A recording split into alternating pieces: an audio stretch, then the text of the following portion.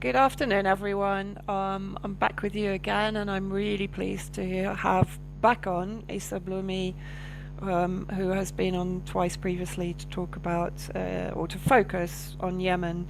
Today, we're also going to be speaking about Yemen initially, and then expanding out to what's happening in Ukraine and how that's going to potentially impact on the Middle Eastern region. Isa, good afternoon. Good afternoon. It's wonderful to be back and to talk to you again. Thank you. Thank you.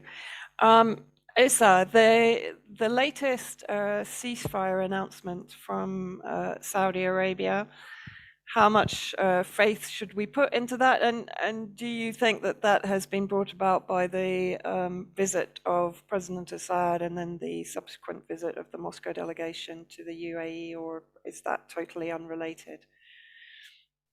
We'll start with the latter first. I know that many in Yemen were quite disappointed with the visit, uh, considering that they face directly or indirectly an ongoing war with UAE and its assets, its mercenary assets. Many understand it to be also has much to do with the rivalry between the UAE and Qatar, which I think something that maybe we can talk about a little bit later, but certainly Qatar in the eyes of this circle of uh, uh, constituencies around the Biden administration have rehabilitated Qatar, and while there was that reprieve of Qatari role in America's larger schemes under the Trump administration, that has certainly been reversed, and we're now seeing as we saw initial visits to Washington, this latest conference in Doha, in which Qatar is celebrated as an important intermediary to service Americans' quest for justice in the world. And I'm being very, of course, sarcastic here, but we see a rising presence again in many iterations of what could be American policies moving forward. And so this is a cause of concern for especially Abu Dhabi government, which has long seen Qatar as its primary enemy threat with its various Muslim Brotherhood assets that circulate the region. Obviously, Syria has been affected by Qatari's investment in such assets and is largely responsible for initiating the violence obviously already in the 82, but Qatar was not involved with that. But certainly in the 2010s, Qatar has been very much a nemesis to stability in the larger Middle East. And the rehabilitation, thanks to, again, the Biden administration, which is an extension of the Clintonites and the neocons who have been arguing for decades about this new American century that requires significant shifts and strategies, adapting new approaches, new forms of alliances that will depend on internationalizing a lot of the ambitions that was once exclusively an American one. Certainly plays itself out in how Syria is understanding the transitions going on as we speak. Since at least the beginning of Corona, the financial catastrophe that has been largely covered up is now coming to the surface again.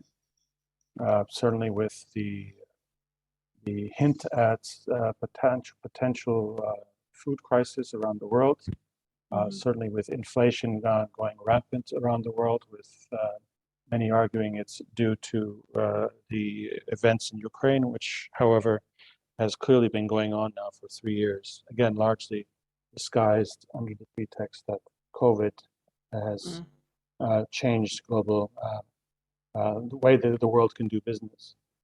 So again, for Yemenis, they haven't seen much of a let up, and indeed there was a ratcheting up of their struggle with the UAE, specifically UAE assets in areas around Shabwa and on the southwest parts of Yemen, in which because of the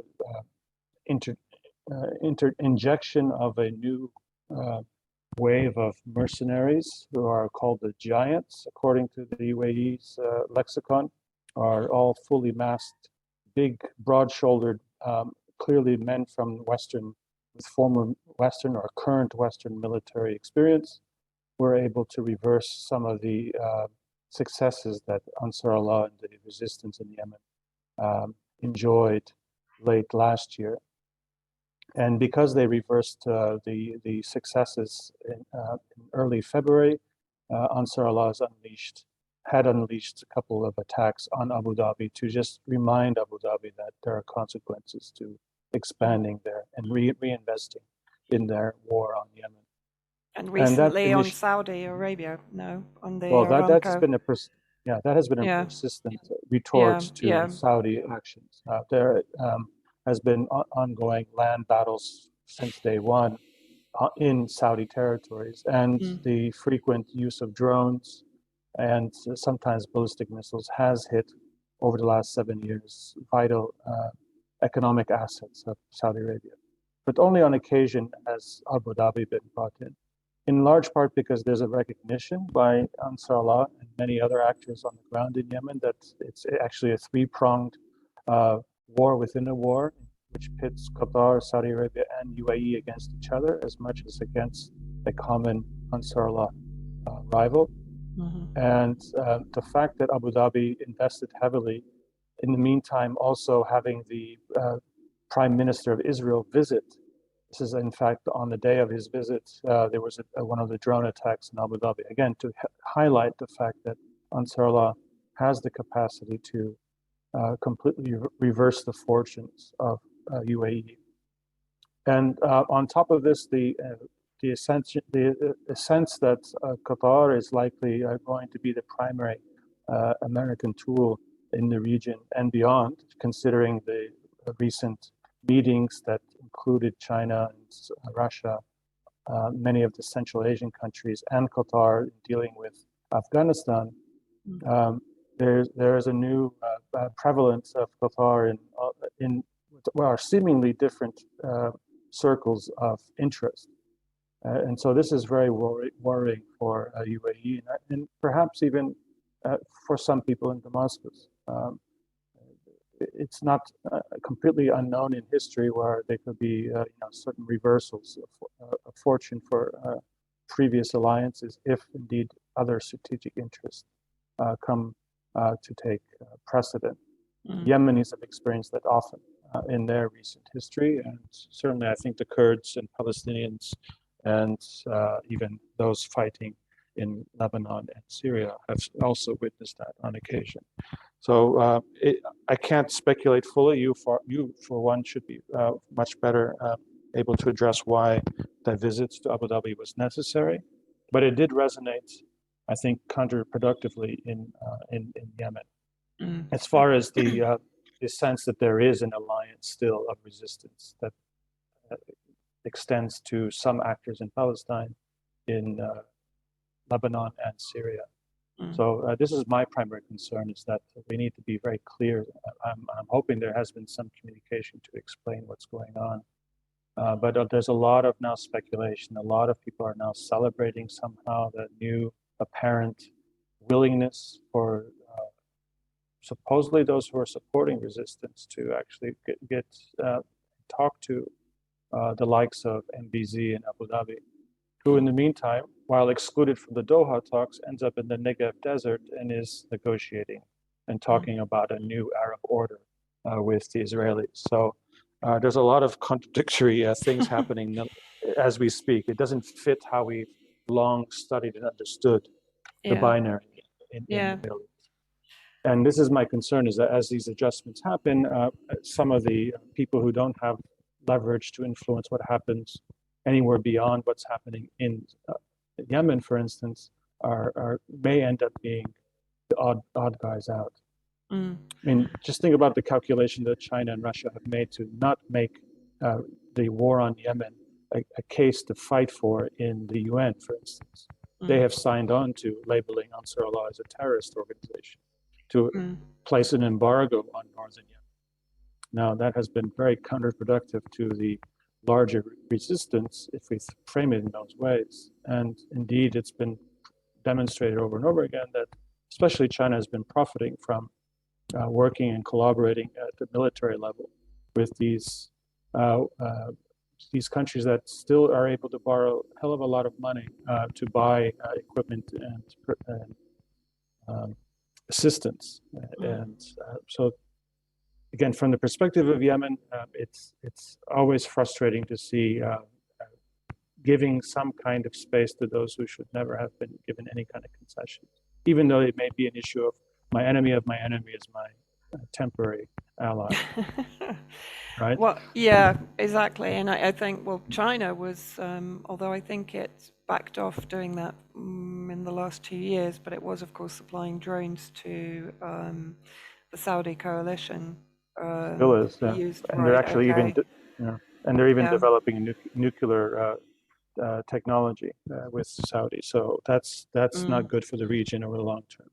That being said, I do think that, as I mentioned and I've predicted, I don't think the three major rivals in the so-called GCC, I don't think all three will survive this transitional era. I think one No, of these regimes will fall apart, and I suspect it's going to be Saudi Arabia. I do too.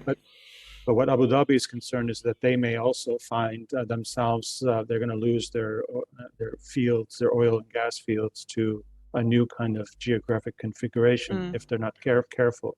That's what they're worried about. And so, but just remind ourselves that there are American bases in Abu Dhabi. There is no defiance to the Americans at the No, for moment. sure. Well, actually, I And mean, when, UAE is the hub for yeah, British and US intelligence yeah, operations. yeah, That's yeah, always been my fear when the UAE first visited Syria. I certainly, I mean, I think, one thing I've learned over the conflict in Syria is, to some degree, I know that the let's say, the presidency has a very long-term vision.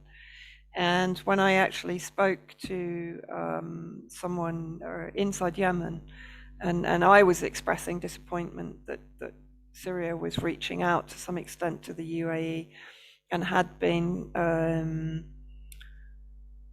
fostering relations with them post this 11 years, knowing that they are this British US military base, effectively. Okay, maybe most of the companies there are mercenary companies like Blackwater, or as it's now called, Academy, etc., etc.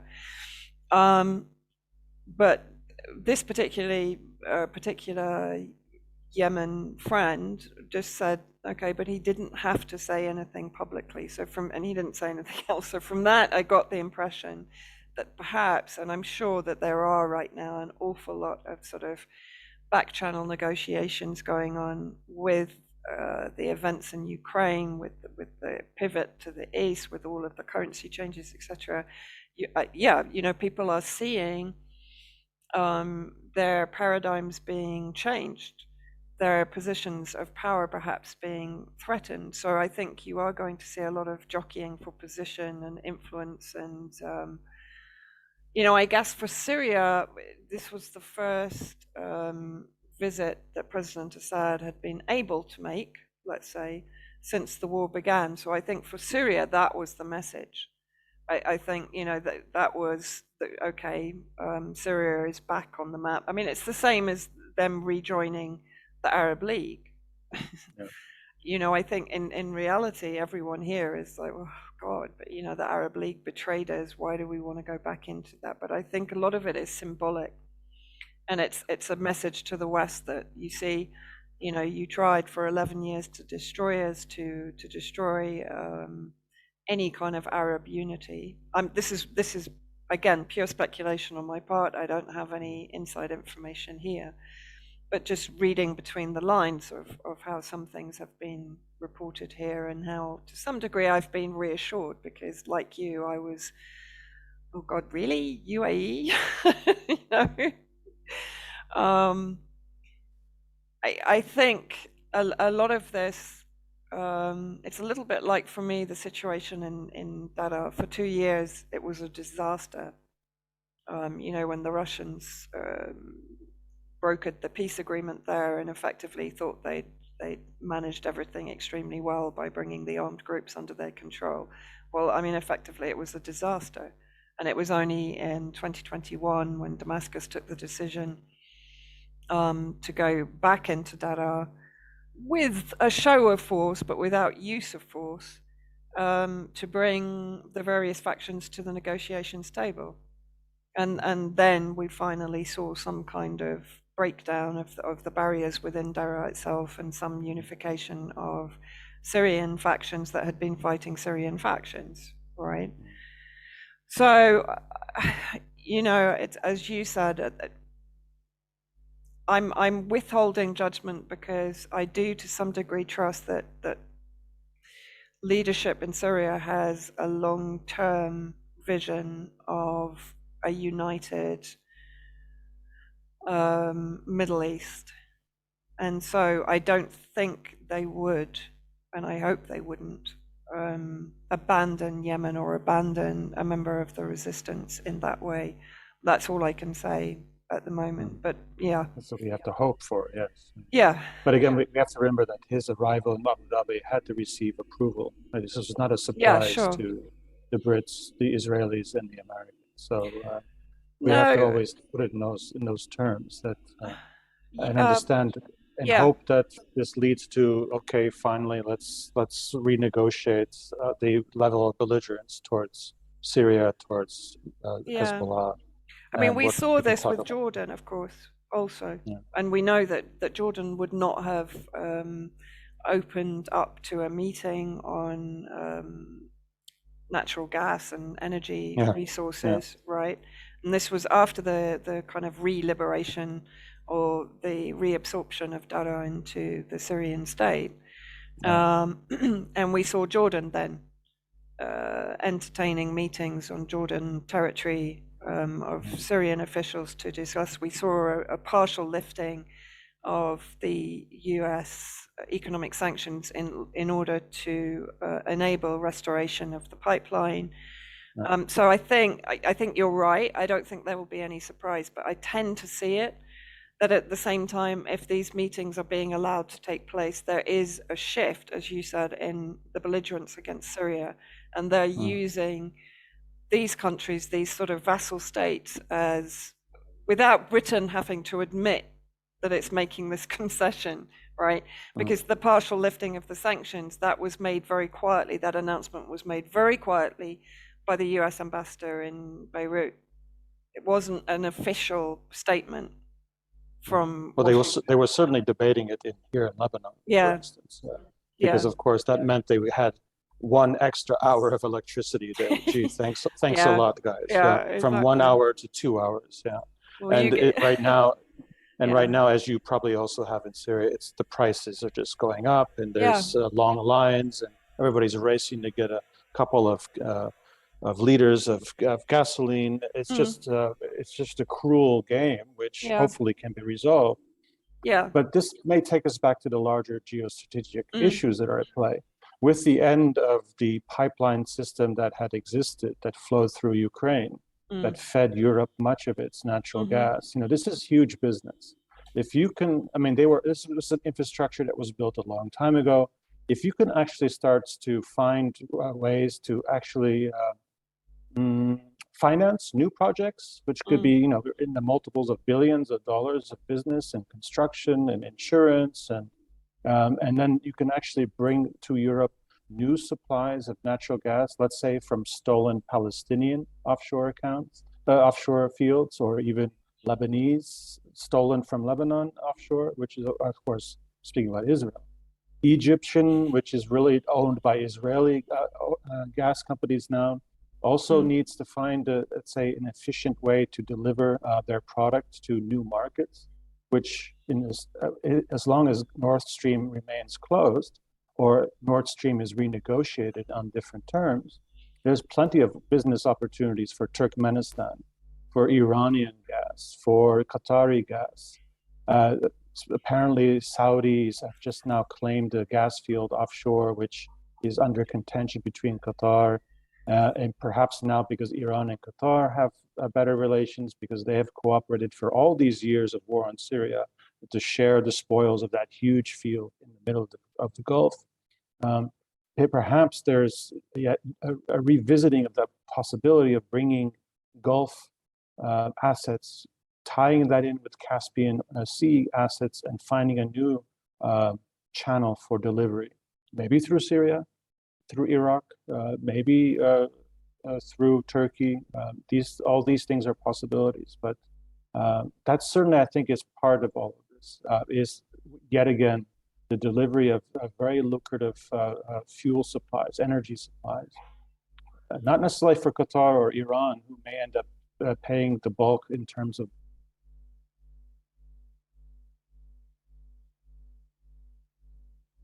brokering. Those who are negotiating, who are building infrastructure, maintaining these supply chains, they make huge amounts of money. And that's certainly the case in terms of this shift. Think about China's Eurasian, larger Eurasian project, which was making it possible to bring by train and truck from China directly to Europe without having to put anything on a ship. That's a dramatic change in how the world interacts economically. And that right before the war in Ukraine started, in fact, in February, the first train left China and was on its way to Germany to deliver, these goods from China by land. So there are other things for us to consider and to keep always in the back of our mind when we do see these meetings taking place between actors who seem to have a stake to play in that frame of understanding things. Mm.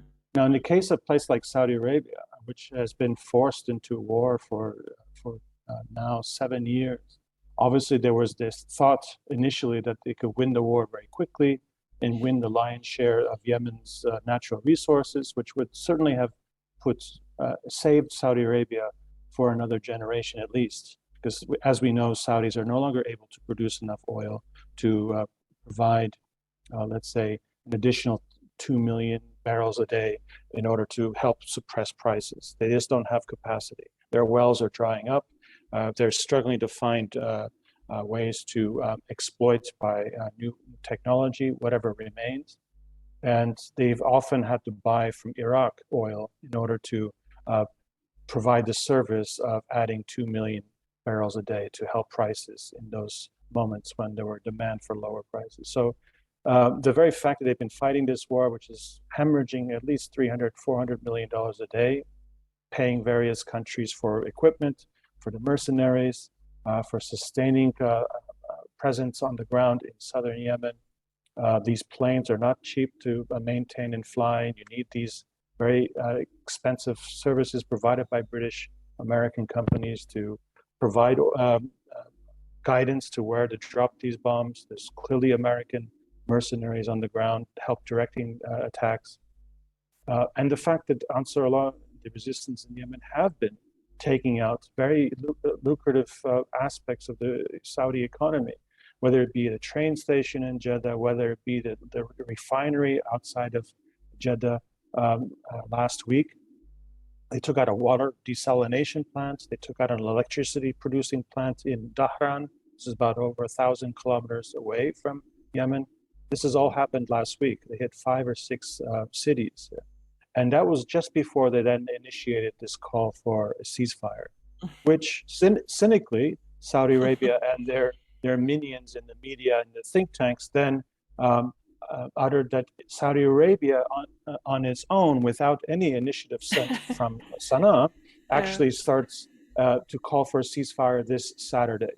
So Ansar Allah, who was 4 days ago, they said, we're going to now unilaterally start a ceasefire, and you have 3 days to comply. If you cannot comply within 3 days, then we call it all off. And so the trick is now with this Saudi ceasefire, which supposedly is going to start Saturday, the moment there's a bullet fired from Ansar Allah's side, then the whole world is going to be expected to blame Ansar Allah for not wanting peace. So this is a setup, right? Yeah. In the meantime, they have been exchanging prisoners on and off for years. So there is a channel of communication, but I assure you, it's not a channel of communication via Saudi Arabia or in Saudi Arabia. No right-minded person in Ansar Allah would go to Saudi Arabia to sit in the Crown. What was that hotel where the MBS was chopping people's hands off to get their bank account numbers? Yeah, I The can't Crown remember. Plaza, the Yeah, Crown yeah, Plaza. Yeah. So they have been meetings in Muscat, in Oman. Yeah. And in this way, even the Russian embassy, which remained open for a long time in Sana'a, was helping a little bit by trying to maintain the airport a little bit to assure that flights could come in, even though the Saudi, American, Qatari, Emirati coalition bombarded it on multiple occasions. So there's yet another effort through the media recently to highlight that there are attempts to bring all the warring parties to Riyadh to negotiate. And of course, figures showing up because they know very well that they can't trust their so-called hosts. But they are having these meetings in Oman, which nobody talks about. So there's clearly an attempt through public relations campaign that's probably been organized by some, I think, Corit is one of these firms that Saudi Arabia has hired over the years. That they're trying to find a way to position themselves that would justify a renegotiation of the war, to reposition the war as not a war of aggression, but of a war of self-defense, which is something that late Trump did, right? He said that Ansar Allah is a terrorist organization, that we will support Saudi Arabia's self-defense. The moment Biden came in, they also said, we're not going to give you offensive weapons, but we'll give you all the weapons you need to defend the kingdom, right?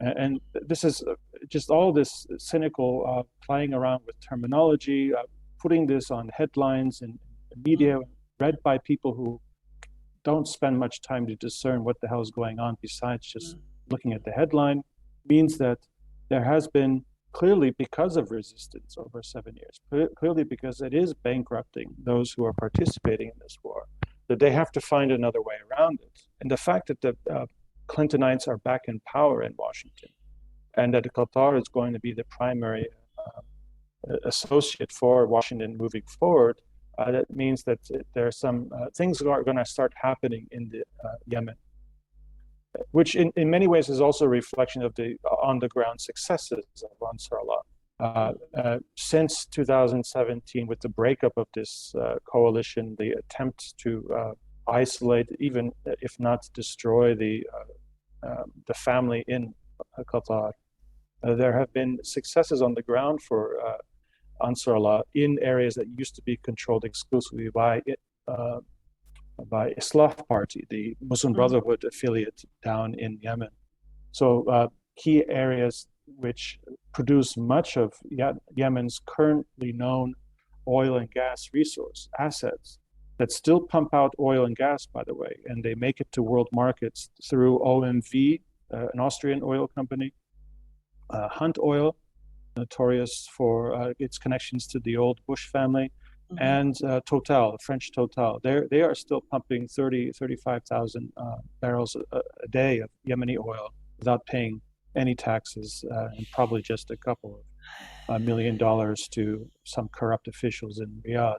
So, but Ansar Allah has successfully been pushing at these very areas. And late last year, as I mentioned before, they actually took over some of the assets in Shabwa. And I think we discussed this before in the previous time we talked.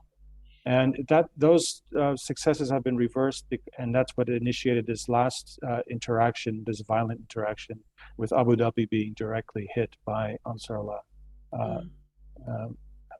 Homemade technology, homemade ballistic missiles, which again is another remarkable example of how supposedly small people, when their backs are against the wall, can actually force changes in policies of greater empire, of greater states. And this is certainly the case in Yemen. And you certainly see that in other places, whether it be even the most terrifying cases of imperialist plundering, like Haiti. Mm-hmm. Even Haiti is something that is constantly being re, reconsidered, and new policies have to be applied, and new levels of cruelty have to be administered because Haitians continuously refuse to capitulate. Mm. And that certainly was the case in Donetsk, where Russian-speaking peoples of Ukraine, even though we had this Minsk agreement, right, that Mm. supposedly stopped the belligerents in 2014-15, they faced daily persecution and Yep. constant threats of violence. And it was only until this last intervention that they could expect in the future some reprieve of all this. But they had to survive largely on their own Mm-hmm. against these crazies. And this is, something that people should always remember, is that you can only win over the long term your freedoms if you're willing to actually stand up and take often a lot of horrible things from those who assume they can just bully you into capitulation or to leave your homeland, Yeah. which is still a working model for how what's happening in our world today. A lot of people are going to face a big choice of if they're going to struggle and resist, or are they going to capitulate, Mm. whether with pharmaceutical products that are pushed on them, or changing how they live their lives in order to assure that their communities that they make survive this manipulation of pricing of food, manipulation of pricing of energy. Mm. And it's a war on Europe now. It's a war for the last 30 years on Exactly. the working Yeah. class of people of North America. So Mm. what the third world has, so-called global South, has been going through for the last 250 years is Mm. finally coming home to roost in Yeah. the heartland, if you will, of empire. Yeah. Exactly. And I think this to some degree has been my issue with some of the independent media reporting on Ukraine, is that it's become a very Western centric discourse, as opposed to taking into account the fact that, as you said, these prey nations have been suffering, I'll put in inverted commas, the Great Reset, or this very similar effects to what the Great Reset now will bring to the global north, and is bringing to the global north, particularly in Europe, and that the war that was waged, led by America and Britain, in the global south, is now being waged against countries in the global north, particularly in the EU, of course.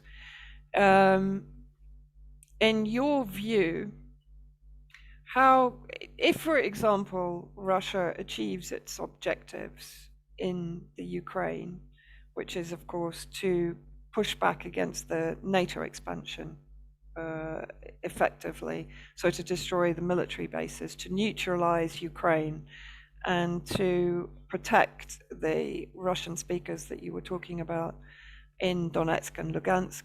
And also, I mean, more and more I'm hearing of purges by the extremist fanatic elements in Ukraine against foreign nationals, even Bulgarian nationals living in Ukraine, who refused to take up arms against Donetsk and Lugansk, and who were persecuted, tortured, killed for that reason. And I think more and more of these stories are going to come to light, obviously, as areas are relieved of that kind of persecution. I mean, there is now talk of even outlawing in its roots, the Orthodox Church, the Russian patriarchate. And this is an obvious. It's a very racist policy. I mean, this is a clear anti-Russia policy. And so, if Russia achieves its objectives, what are going to be, in your view, the impacts on countries like Syria, like Yemen, the Middle East in general, and all these countries that are to some effect waiting in the wings, the Central African Republic, the Latin American countries, China, India, Pakistan, Iran? what in I know that's a really big question. I mean, maybe break it down into Syria and Yemen.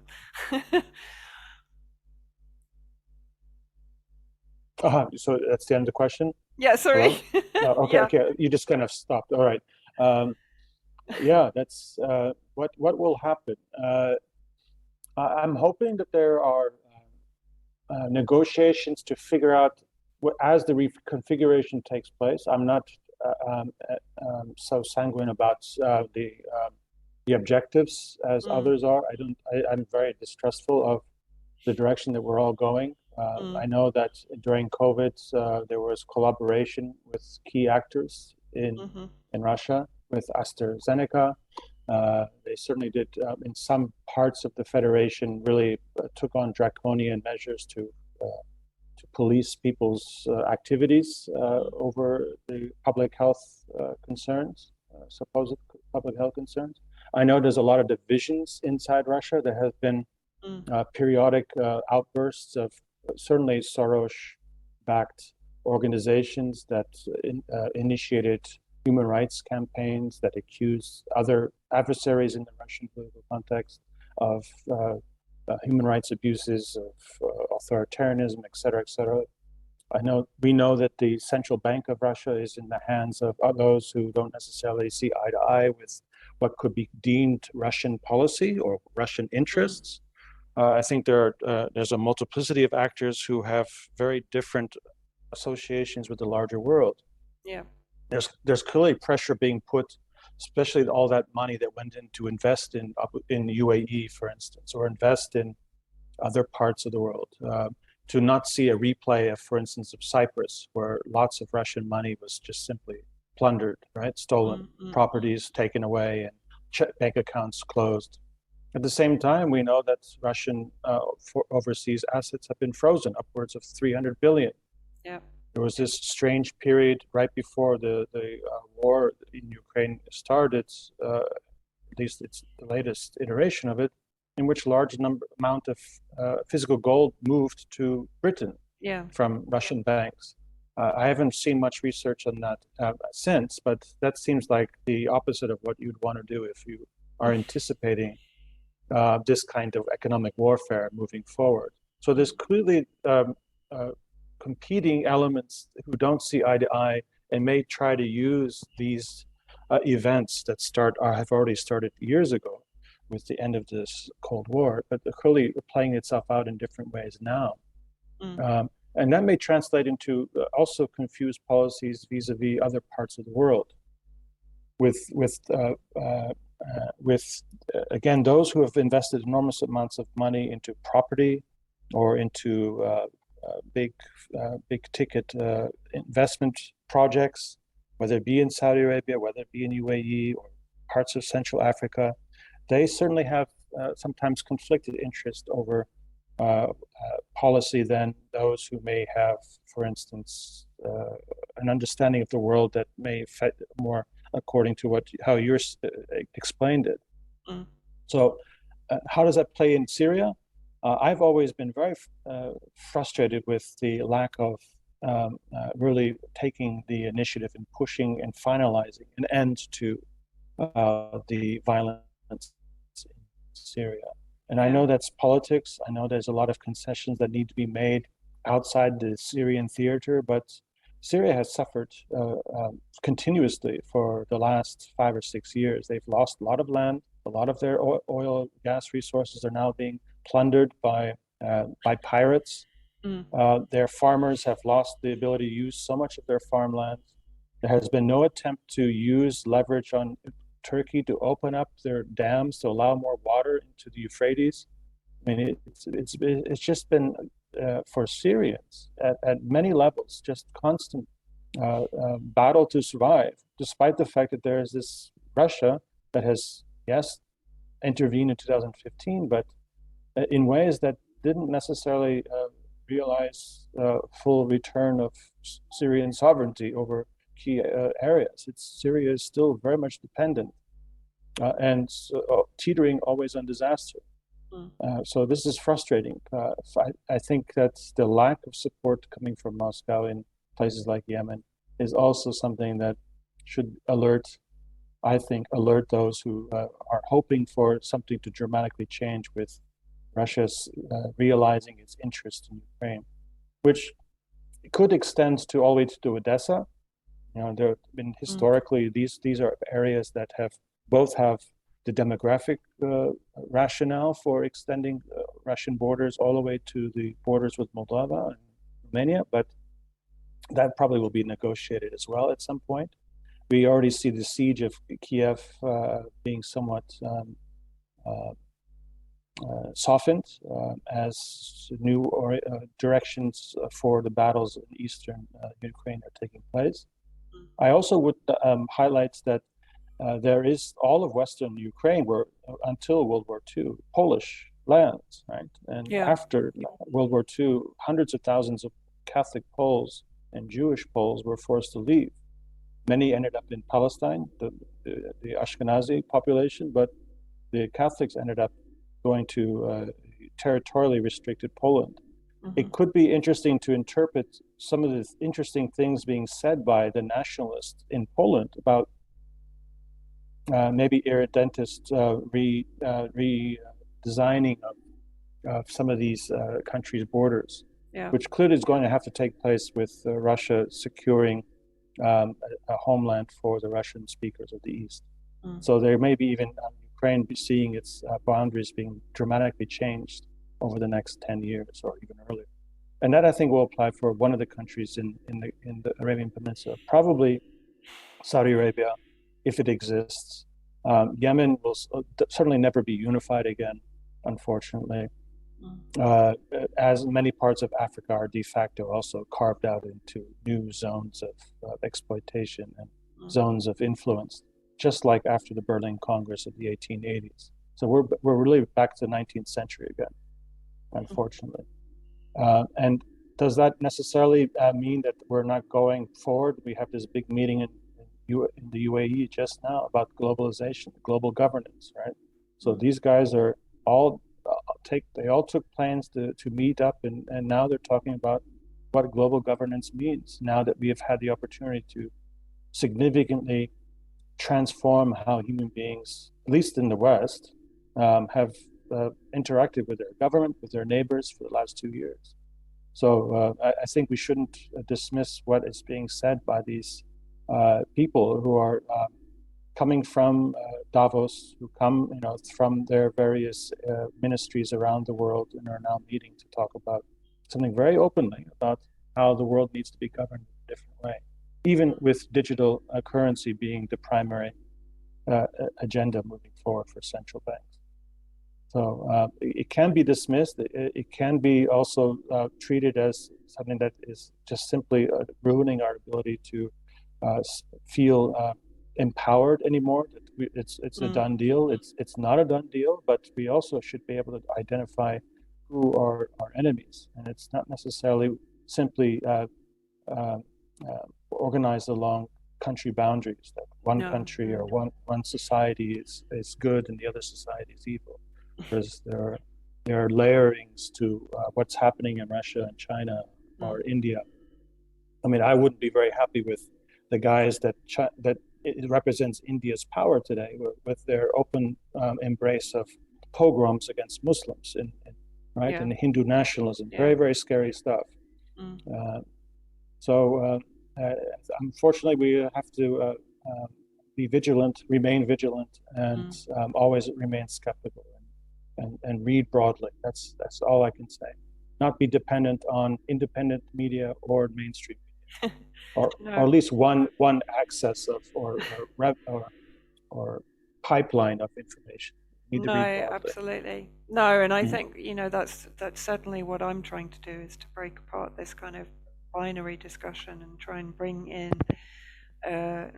very different perspectives, because I think it's important. I think what happened with COVID is people were kind of pushed down a tunnel of thinking, right, on one side or the other, whether it was pro or against. And this is why I think COVID, the 2 years of COVID, were almost a construct to isolate people, to isolate their thinking, to make them very focused on one particular area, which directly affects them personally, right?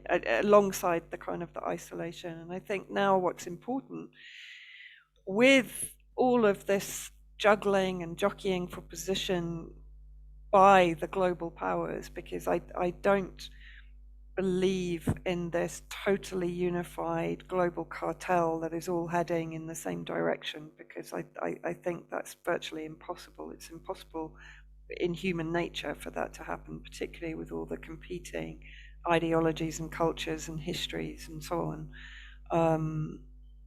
Even as you said, in Russia, there are multi-layers, right? There are people that are pro Agenda 2030 and pro the COVID measures and so on. Some have left, like Anatoly Shubai has left Turkey. He put in place Tatiana Golkova, who was in charge of the COVID measures largely in Russia, who was also part of the kind of Davos WEF Agenda 2030 tribe cult. So, I think it's very difficult to call right now. And I think what's important is to give people the flexibility of mind to take in all the different aspects and to, if you like, protect themselves for whatever the outcome may be, right? That's how I see my role right now. Okay, Right. because I'm not drawing any finite conclusions because it could all change tomorrow. As you said, they could have a massive meeting in Washington and the truth comes out. But we're not in that situation right now. We're in a very precarious transformational situation. And I think at this point, people need to be as open-minded as possible to what might happen and be as prepared as possible. Absolutely. Just before we wrap up, Isa, can you? This still does puzzle me. Is why, when Russia has been to a large degree supportive, at least of the Syrian sovereignty of Syrian independence, why have Russia, China, even Iran, they've all bought into the resolution, UN resolution 2216, right? Which has enabled the besieging and blockading of Yemen and recognized the legitimacy of the illegitimate Mansour Hadi, right? And the non-recognition of the Yemeni coalition government, which, is de facto the Yemeni government. Why? Why? Because I still find this confusing. Well, at a simple diplomatic level, it costs them nothing to continue to play by the rules set by, let's say, the coalition and their partners. It enables to have conversations about other things and have Yemen not as a distraction. Right. If they're constantly having to then negotiate for what's happening in Yemen, that makes the discussions about the nuclear use of power or weapons, the right to use ballistic or have ballistic missiles or negotiate prisoner exchange in Iraq or whatever. It makes it that much more difficult. So unfortunately,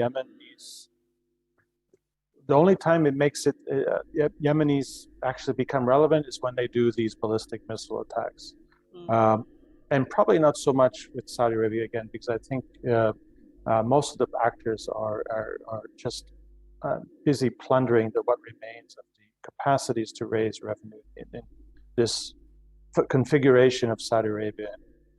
And I don't think it, again, will last long.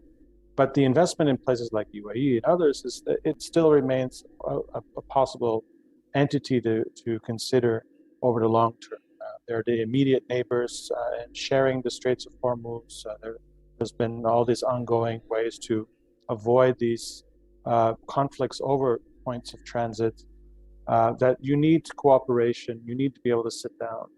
Remember, Iran and UAE have this territorial dispute, which the UAE, sorry, Iran and Qatar share this big gas field. And these things cannot be discussed if there's constantly a small, so-called small issue like Yemen getting in the way. And it's horrible to say, but this is unfortunately how the privilege of being a power that demands the attention of Washington, right? You don't have a Yemeni portfolio per se. You certainly have an Iranian one, however. And certainly the big player, big ally for empire in the Middle East, the colonial state of Israel, certainly has a concern with how things happen and transpire between Iran and its relations with Iraq, Syria, and obviously its key ally, Hezbollah. Just note the different relationship that Iran has with Hezbollah versus Iran with those fighting in Iran. Yemen. Very, very different.